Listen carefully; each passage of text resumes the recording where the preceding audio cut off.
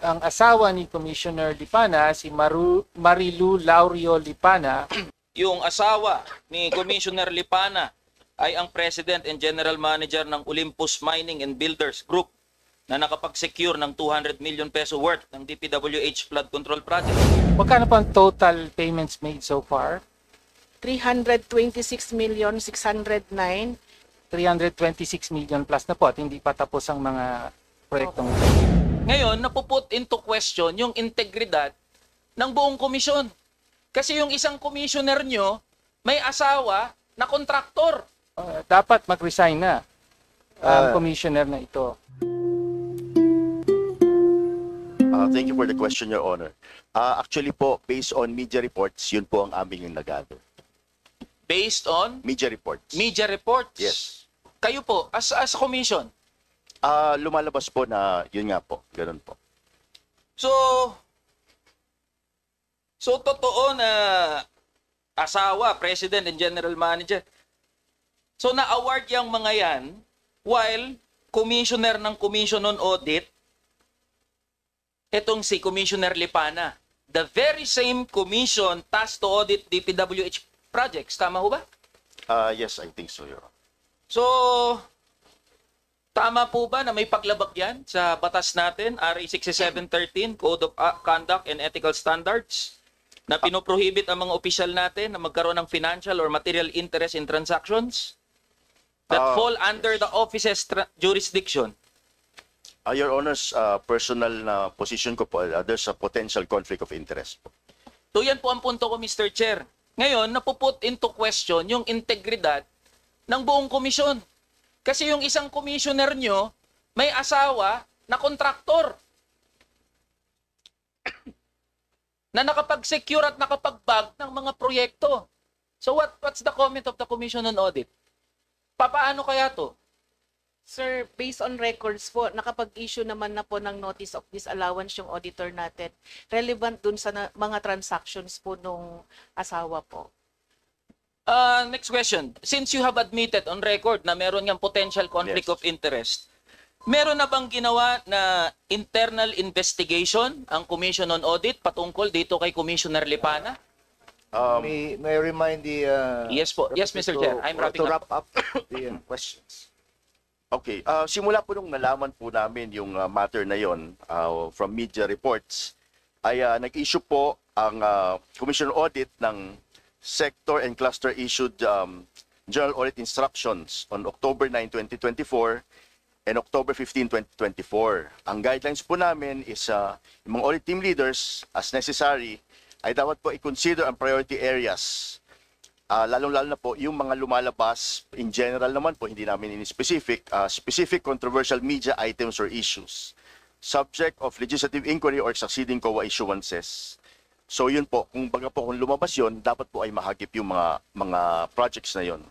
Tapos ito po ay the supervising auditor issued specific audit instructions echoing the above instructions on November 29, 2024. So kung nakita po yun ng ating mga auditors, ay meron po instructions na kumbaga bigyan po ito ng pansin. Mr. Chair, I'm just wrapping up po. So yan po yung pinupunto natin. Yung integridad ng Commission on Audit ay napuput into question, especially at this point in time na naglalabasan yung mga anomalous and ghost flood control projects. Kasi yung isa sa mga commissioner ng Commission on Audit na inatasan na magtiyak na yung mga pondo ng mamamayan natin ay natitiyak na napupunta doon sa intended project, may conflict of interest. So kaya inaasahan po namin sa Commission on Audit na maglulunsad ng investigasyon, partikular dito halimbawa kay Commissioner Lipana. And with that, Mr. Chair, ay nagmamanifest po ako ng questioning for the second round. Thank you, Mr. Chair. Thank you. Okay. Again, ilan po ang commissioners ng COA? Isa pong chairperson at 2 commissioners po. Okay. Kayo po ang chairperson at sino po yung dalawa pang commissioner? Nandito po si Commissioner Douglas Malilin at wala po ngayon si Commissioner Mario Lipana. Nabanggit na po si Commissioner Lipana, no?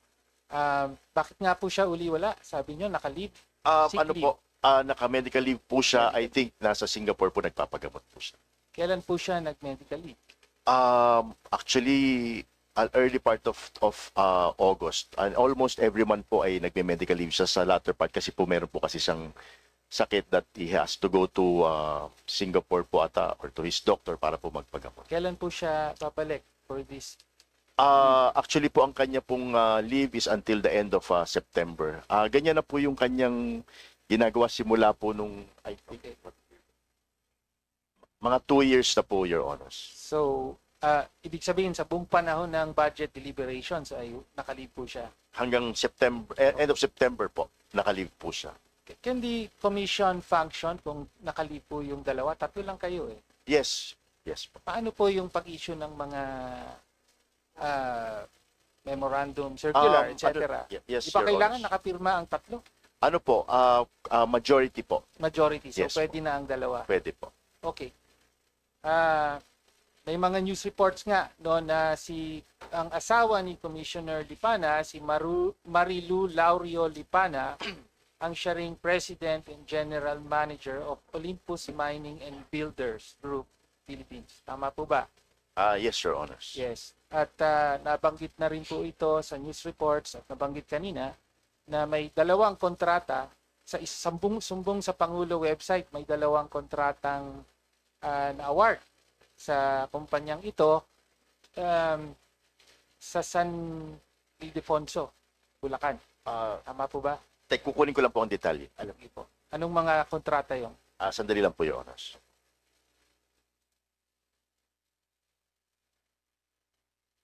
Flood control projects, to be clear.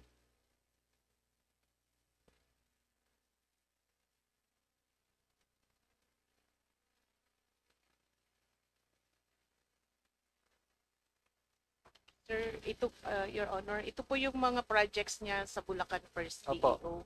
Construction of flood control structure along Angat River, Package B.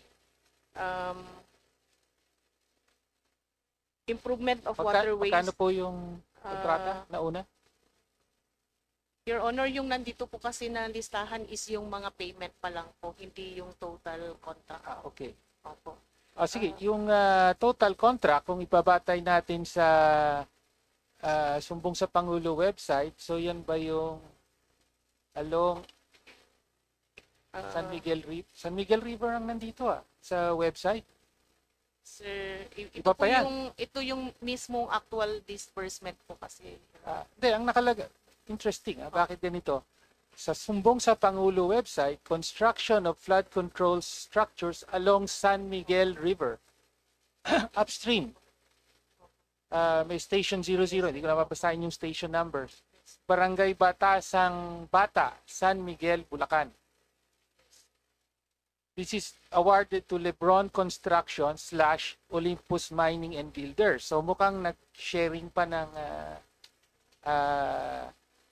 award, no, kontrata, 86.8 million pesos awarded 8/28/2023.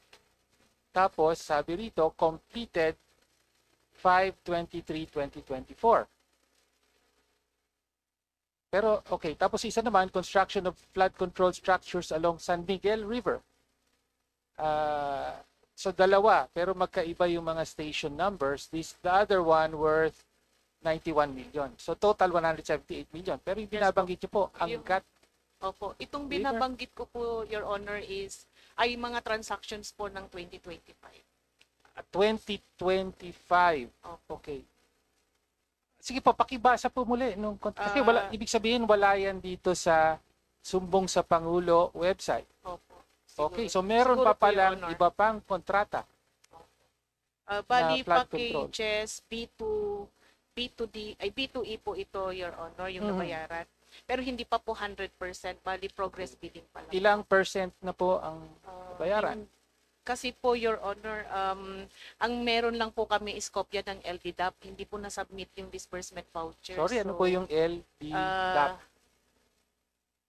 yung automatic debit to the account of the contractor po. Okay, automatic Yung debit. listahan po. Opo. Okay. So magkano na po ang nababayad sa proyektong yan? Para sa land bank po, meron na pong 128,843,410 pesos and 29 centavos po Na nabayaran na po for 2025 sa po. kumpanya ng asawa ni Commissioner. Opo, Your Tama po. Honor. Opo. Okay. Meron pa po ba? Meron pa po under Ilan po development. yan? Ilan po yan? Yung payment po ito, Your Honor, kasi may mga progress Okay, billing. para sa ilang proyekto po? Ilang proyekto po?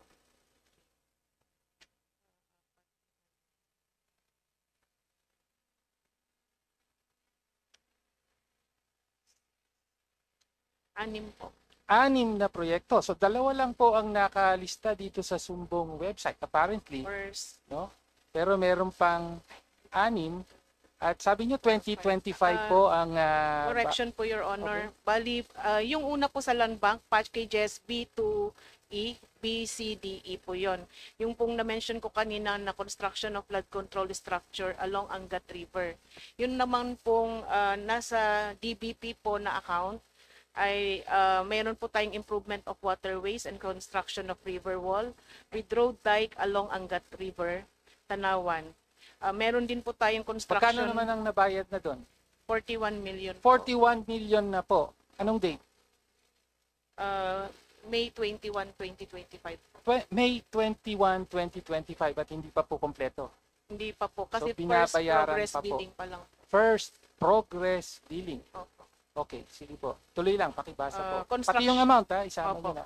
Construction of flood control structure along Angat River, Barangay Tanawan, Pustos, Bulacan. 32,364,250 and 62 centavos. 32 The payment was made on May 22. Okay. Improvement of waterways and construction of river wall with road dike along Angat River, Bonga Minor, Bonga Mayor section. 41,134,608 and 16 centavos. Payment was made on May 22, 2025. Concreting of Barangay Bagong Barrio, Farm to Market Road, Barangay Bagong Barrio, Pandibulacan, 41,510,853 pesos and 98 centavos. The payment was made on May 22, 2025. And improvement of waterways and construction of river wall with road dike along Angat River, Bonga Mayor, Tibagan section. 41,573,522 pesos and 59 centavos. The payment was made on May 26, 2025 for a total of 197,766 and 179 pesos and 4 centavos for the DBP account po. Okay. Magkano po ang total payments made so far? 326,609,589 pesos and 33 centavos po. So, 326 million plus na po at hindi pa tapos ang mga proyektong ito. Yes po, Your Okay. Honor. So, Chair Cordoba, so meron po tayong commissioner. Unfortunately, wala siya rito. Kung nandito siya, sa kanya ko itatanong ito. Pero asawa po niya ang may-ari ng Olympus Mining. At binasa po yung mga kontrata na yan. Wala pa nga yan dun sa website ng Sumbong sa Pangulo. Pero po kayong commissioner, ang asawa niya ay may mga malinaw na kontrata at ongoing projects pa nga. Again, yung tanong po, meron ba o walang conflict of interest ang inyong commissioner sa sitwasyong ito? Actually, nabanggit ko nga po kanina, Your Honors, para po sa akin, personally, there's a potential conflict of interest. Bakit po potential conflict of interest? Pagka po siya ay nakailam dun sa mga auditor sa baba na gumagawa ng kanilang trabaho, that's a potential conflict That's of a interest. potential conflict of pag makialam. Okay. Pero is there a violation of the Constitution sa ganitong sitwasyon? Sa pagtingin ko po, medyo meron po. Medyo meron. Okay, nakalagay po kasi sa Constitution, Article 9, Section 2, no member of a constitutional commission shall, during his tenure, hold any other office or employment. Neither shall he engage in the practice of any profession or in the active management or control of any business which in any way be affected by the functions of his office. nor shall he be financially interested, ito na yung importante part, nor shall he be financially interested directly or indirectly in any contract with or in any franchise or privilege granted by the government. Okay. So doon po tayo. Obviously, Constitutional Commissioner, si Mr. Lipana, meron po ba siyang financial interest sa kontrata ng kanyang, mga kontrata ng kanyang asawa? Bilang pong kanyang asawa, then meron po siyang financial interest. Meron po, kasi nga, kahit po sa SALN, di ba, pag nag-accomplish tayo, kailangang i-declare. No? Pati yung, kahit hindi kasama sa gobyerno yung asawa mo, kailangang i-declare yung mga kayamanan. Tama po ba? At kinikita ng asawa. Tama po. Opo. At kahit, kailangan din i-declare kung meron ngang dealings with the government. Tama po ba?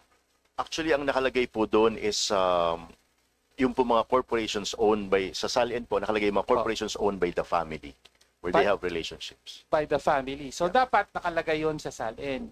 Tama Yes, po ba? yes, sir. Pero malinaw na pinagbabawal ng konstitusyon. Tama po ba? Seems like that, Your Honor. Seems like that. Seems like that. O sige, hanggang seems like that na lang tayo. Very clearly may violation po ng Constitution.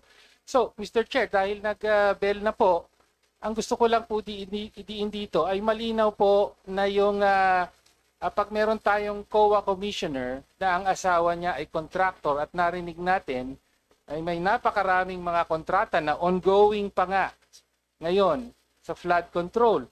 326 million na ang nababayad so far, ay may malinaw na conflict of interest po, may financial interest ang commissioner na ito. No? So, lalo pa sa konteksto ngayon na nakatutok po ang lahat sa flood control projects. At marami po, I'm sad to say, marami po dismayado sa COA na parang ang feeling ng maraming kababayan natin, nasan kayo? No, natutulog ba kayo sa pansitan o mas masagwa pa nga, baka kasabwat din kayo dito. No? So, tapos ngayon meron po tayong commissioner na may malinaw na financial interest sa mga kontrata ng flood control na pinagbabawal ng konstitusyon. Kaya, alang-alang po sa kredibilidad ng COA, Mr. Chair, ano po bang dapat gawin? Hindi ba dapat mag-resign na ang commissioner? Actually po, Your Honors, that is his, kanya pong decision po yun at hindi po sa amin.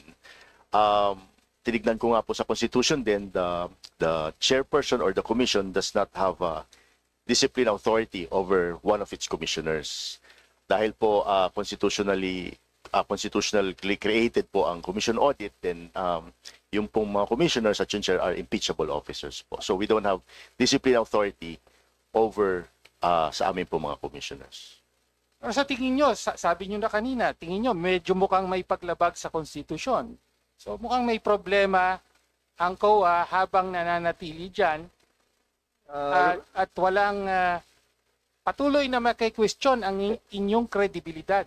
No? Habang hinihingi na gampanan nyo ang inyong papel sa investigasyon ng korupsyon sa flood control. Kaya Mr. Chair, ang gusto ko lang po idiin ay mukhang kailangan po talagang harapin ang tanong. No? Dapat mag-resign na ang commissioner na ito, Mr. Chair. Continue. I think you can do it in the second round. Your time Thank you, is up. Mr. Chair.